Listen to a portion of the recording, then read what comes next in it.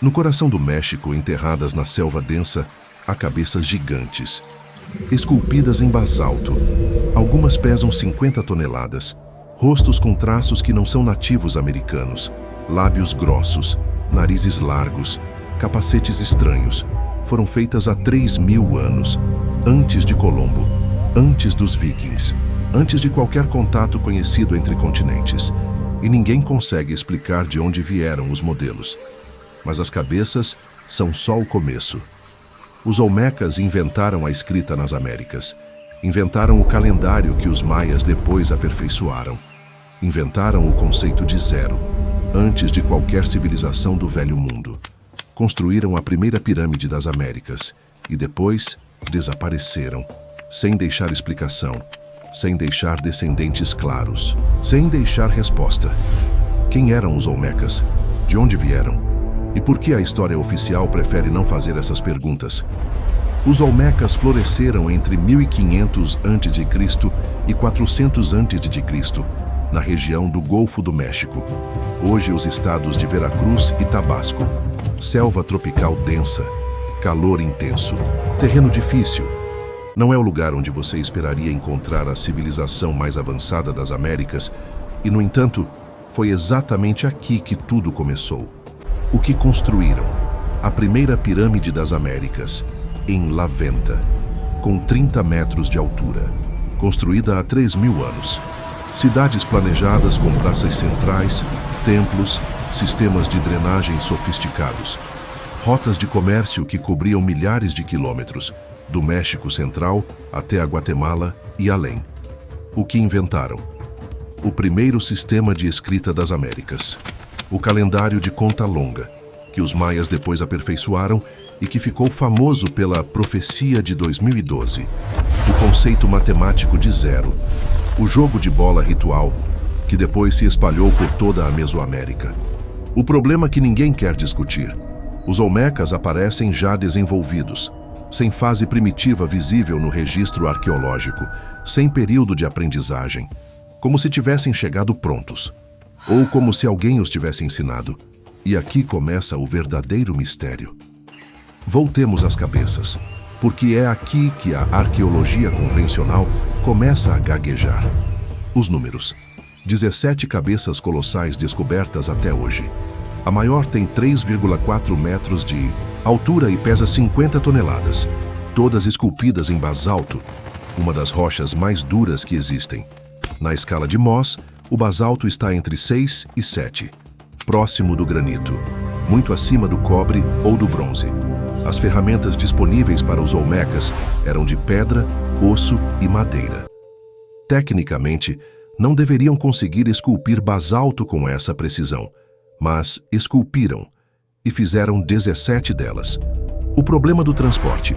A pedreira mais próxima fica a 80 quilômetros de distância, através de selva densa, pântanos e rios caudalosos, sem rodas, sem animais de carga, sem ferramentas de metal. A explicação oficial: rolos de madeira e força humana. Mas os engenheiros que analisaram a logística chegam sempre à mesma conclusão. Os cálculos não fecham. Para mover um bloco de 50 toneladas através de 80 quilômetros de selva e pântano, seriam necessárias milhares de pessoas coordenadas com precisão militar, sem comunicação escrita avançada, sem sistema de comando centralizado conhecido. A matemática simplesmente não funciona. O mistério dos rostos. Cada cabeça é única.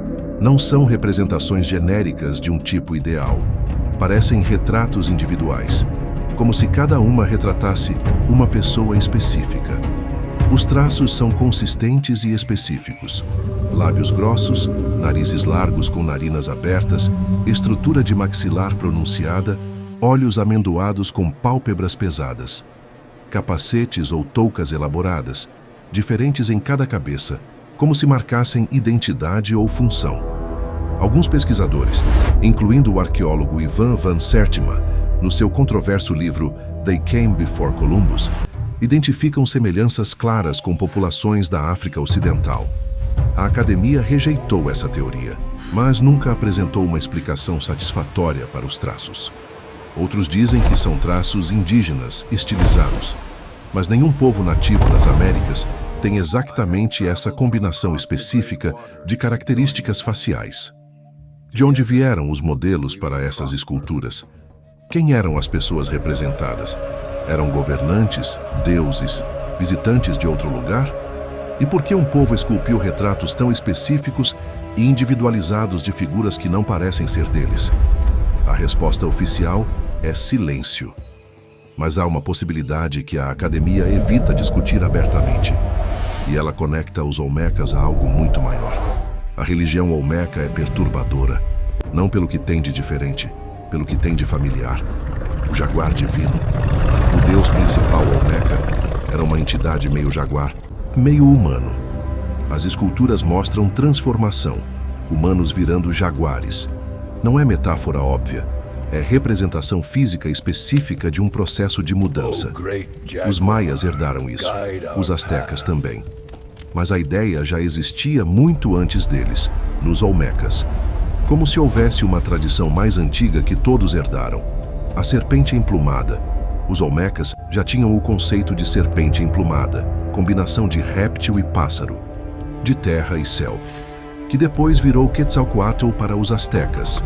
Kukulcán para os maias, o mesmo símbolo, passado de civilização em civilização, por 2000 anos. E esse símbolo não existe só nas Américas. Na Suméria, Enki era representado por duas serpentes entrelaçadas, o caduceu. No Egito, o Uraels, a cobra real na testa do faraó. Em todo o mundo antigo, a serpente como símbolo de conhecimento divino e poder. Como chegou o mesmo símbolo aos Olmecas, isolados no México, sem contato conhecido com o velho mundo? Os foram jaguares, esculturas de figuras com características mistas, meio humanas, meio felinas, bebês com rostos de jaguar, adultos em transformação, a interpretação oficial, representações simbólicas de poder xamânico, rituais de conexão com o espírito animal, a interpretação alternativa, memória de hibridização, linhagens misturadas, como os Néfilim bíblicos, como os semideuses gregos, como os seres híbridos que os textos sumérios descrevem. Os Anunnaki, segundo Zecharia Sitchin, criaram humanos através de modificação genética. Os textos sumérios descrevem seres com características mistas, não completamente humanos, não completamente divinos. Os Olmecas esculpiram exatamente isso. Coincidência?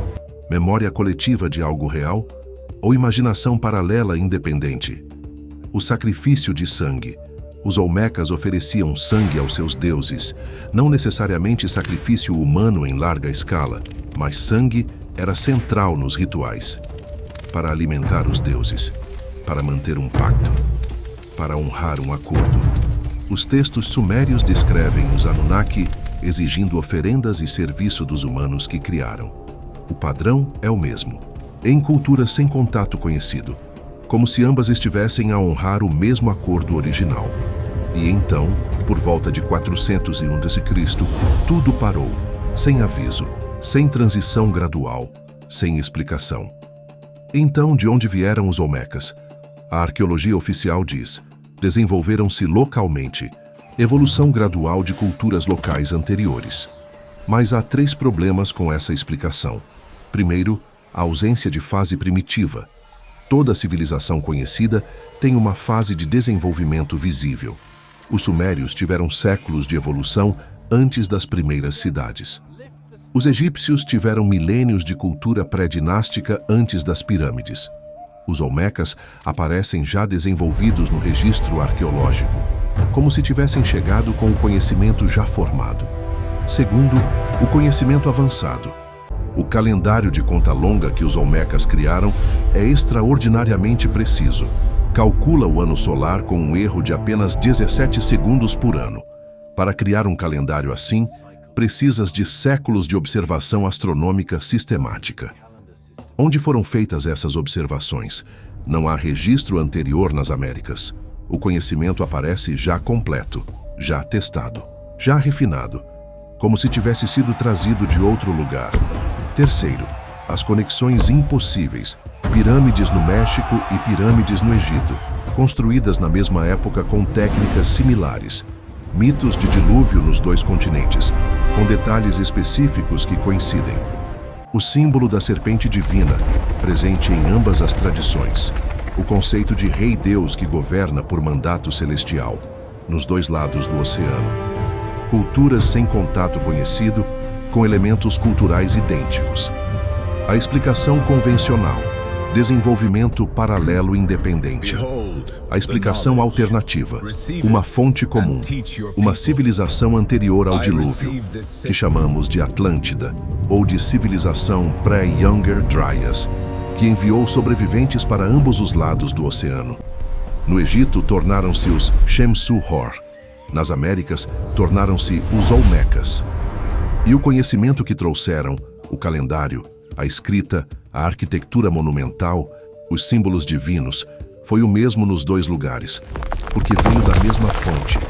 É uma teoria, não é facto provado, mas explica o que a teoria oficial não consegue explicar. E deixa uma pergunta que não vai embora. Se os Olmecas receberam conhecimento de fora, quem eram os portadores desse conhecimento? E para onde foram quando os Olmecas desapareceram?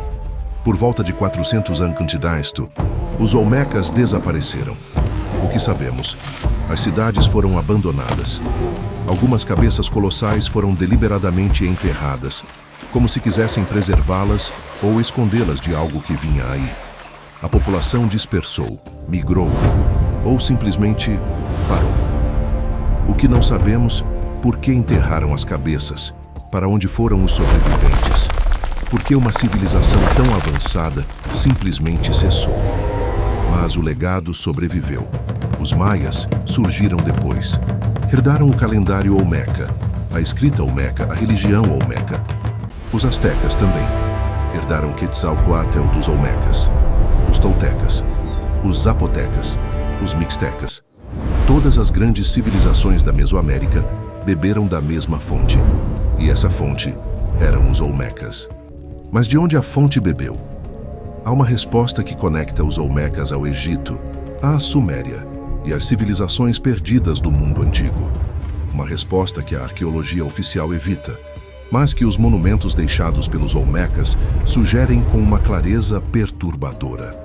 No próximo vídeo, vamos explorar Pakal de Palenque, o governante maia, cuja tampa do sarcófago mostra algo que a teoria dos Anunnaki nunca esqueceu. Se inscreva para não perder. Nos vemos na quinta.